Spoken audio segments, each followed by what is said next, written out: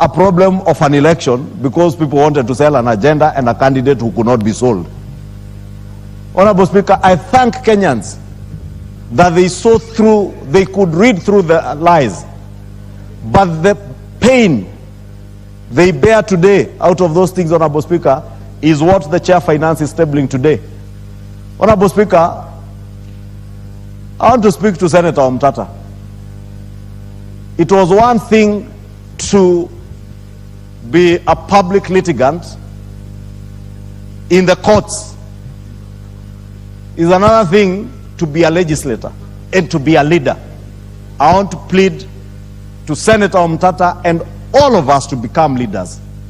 When we make public pronouncements, let them be based on actual empirical data that is factual, not just throwing out statements out there to create political narratives and insinuations against personalities that are serving in the executive, because I heard him say that 17 billion shillings was drawn, I don't remember, by CS Davis Chirchir and CS Kipchumba Murkomen.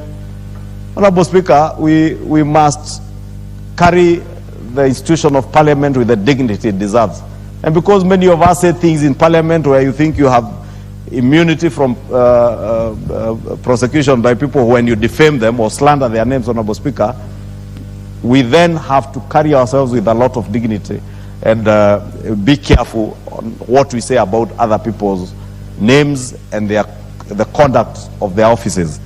Honorable Speaker, that report now is of that statement from the Finance Committee is a public record. I want to ask our media houses, let them get these public records now, so that even as they perpetuate those things that are said to push political narratives, they may not find it within their space to invite the member for Molo to set the record straight, but at least there is a record, a public record that they can refer to. And those who can read and interpret, they should be able to read and interpret, Honorable Speaker.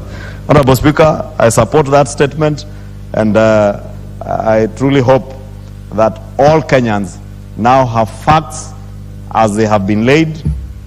Kenyans now know 17 billion that was paid from the exchequer was payments for fuel subsidy incurred under the previous government. In the last supplementary budget that we passed in this House only 3 weeks ago, we paid another 4 billion shillings. And it's not subsidy incurred by this government. So, Honorable Speaker, when we say out there, we are carrying the burdens from the past. There are those who tell us, oh, don't point fingers at others. We are not pointing fingers. We are stating facts as they are. You put our country and our economy into a very deep hole and a ditch that we are cleaning up your mess. Give us peace and space to clean up your mess without shouting and making a lot of noise. Please give us space. Please. Even those who are yesterday telling us to put money. Honorable Speaker, you know, I heard somebody telling us to put money in the political parties fund, 6 billion shillings, Honorable Speaker. At a time Kenyans in the north are marooned by floods.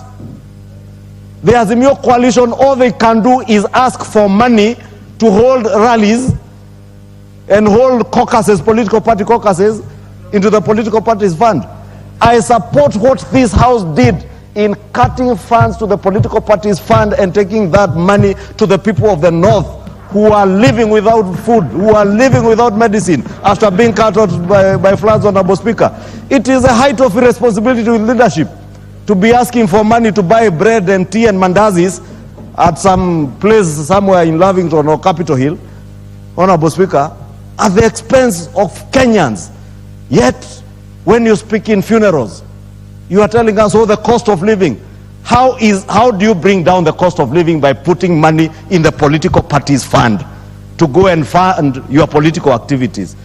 We need to be honest with each other. We need to look at each other like I'm looking at the Honorable Dr. Nyikal and tell each other the truth, that we are not helping this country by playing politics with the dire situation of our economy. And we're not even bold enough to tell the Kenyan people that the cost of living is where it is, largely because of missteps of the last regime that we were cheering on. because we had what was infamously called the handshake. God forbid that those things of handshake